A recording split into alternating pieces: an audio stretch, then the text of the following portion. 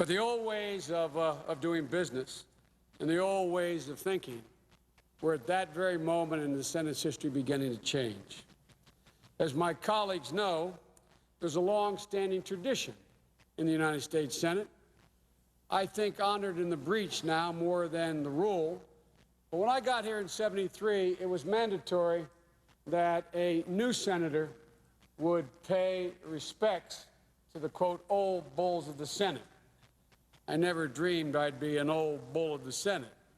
But I remember the first appointment I made. It was to go see Senator John Stennis, chairman then of the Armed Service Committee. I now have Senator Stennis's office. And I walked in, and Senator Stennis had a great, large mahogany conference table that was a gift from the President of the Philippines to Vice President Barkley for the liberation of the Philippines. And he used it as his desk. There was no, he had a blotter at one end of it, and it seated, I don't know how many people it seats, 15 people, and it was his desk. And with a group of leather chairs around, and I walked in, and those who remember John Stennis said, talk that you like this when it talked, always put his hand up like this. And he looked at me, he said, young man, sit down, sit down. And he patted the leather chair next to him.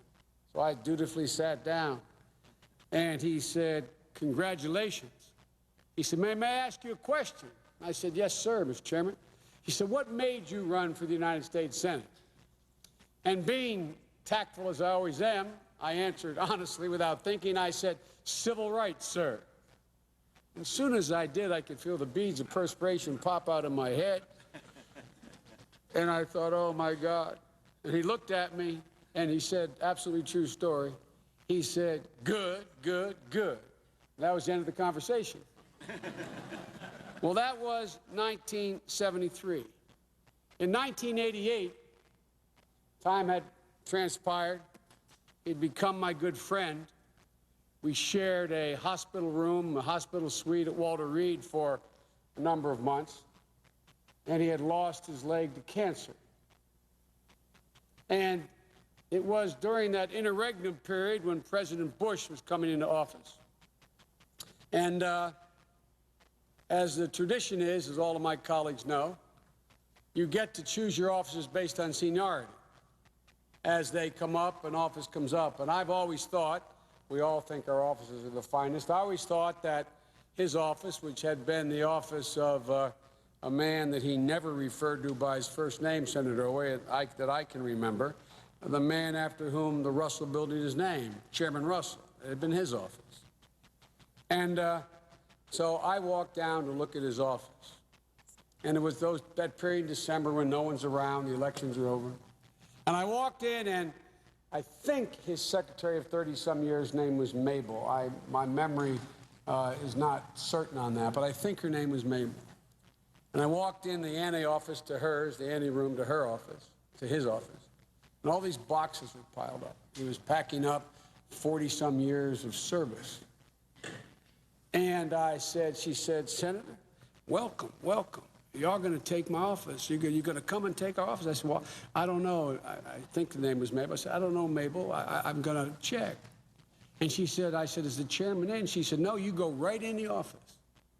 So I walked in the office. And without her knowing it, Senator Stennis had come in through the other door off the hallway and was sitting there in his wheelchair this time, in the same exact spot, with one leg, staring out the window of that office that looks out onto the Supreme Court.